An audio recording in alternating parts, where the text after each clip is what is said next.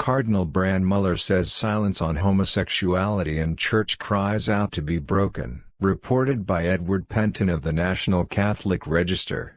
February 26, 2019. The German Cardinal, who co-signed a letter urging bishops attending the Vatican Summit on protection of minors in the Church to uphold moral doctrine, says he was very disappointed by the meeting but continues to hope in divine providence. On the eve of the Vatican meeting on child protection in the Church, Cardinal Walter Brandmüller and Cardinal Raymond Burke sent an open letter to the bishops attending the meeting to end their silence on moral corruption in the Church and return to upholding the divine and natural law.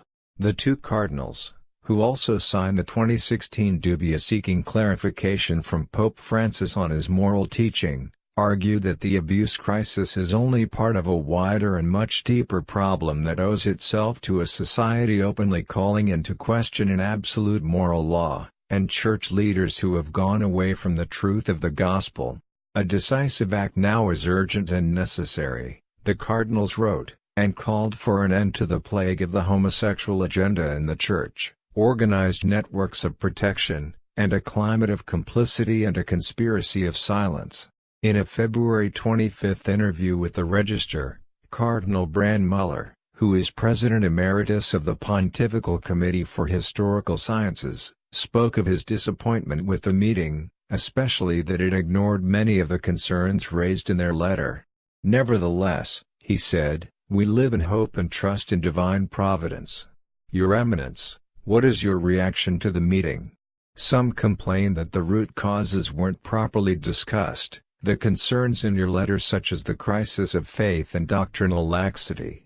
We are very disappointed. Do you think the homosexual issue was deliberately avoided? Absolutely, and this is a silence which cries out to be broken, because therein lies the real problem. Do you think the summit addressed any of your concerns, a crisis of faith and doctrinal problems? We've said all that needs to be said. It all depends on what will be done now. But the silence about homosexuality is a real problem. We have written our letter as observers from the outside, neither Cardinal Burke nor myself are involved.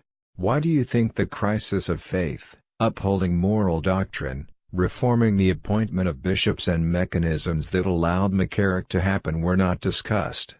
Discussing the problem of homosexuality would have become dangerous for them, because it's evident there is a network of homosexuals within the Vatican. That's the problem, Therese, no question. Cardinal Blase Cupich of Chicago, a member of the preparatory committee for the meeting, said such networks of protection were only a hypothesis that needed to be proven. How can you prove them? Only through personal experience. How can this issue be overcome, this battle be won? They are part of the machine. So how can you exclude them? It's a terrible problem. How much of the problem is due to a collapse in moral doctrine in the Church, do you think? The lack of moral doctrine. That's the root, and it's an old problem. In the late 1960s, early 1970s, the teaching of morals at the Pontifical Gregorian University in Rome was heretical. Why then? I don't know why, but that was the time of dissenting lecturers. Jesuit Father Joseph Fuchs, Father Bernard Herring, and Father Charles Curran.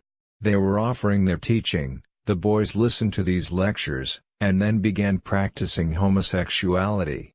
The North American College at that time was a center of homosexuality. And yet this isn't new, as St. Peter Damian's witness reminds us. They didn't realize the summit began on his feast day. How can this conspiracy of silence be broken? That's your work as journalists, but what can be done when exposing these scandals rarely results in concrete consequences or punitive measures, or any sanction or accountability? Continue. That's the only possibility. I can only say continue. Be strong, decisive, and clear. What did you think of the silent protest just before the summit, calling for a break in the wall of silence among church leaders on moral doctrine? Everyone is authorized to express his opinion, and this was a good protest. We live in hope and trust in divine providence.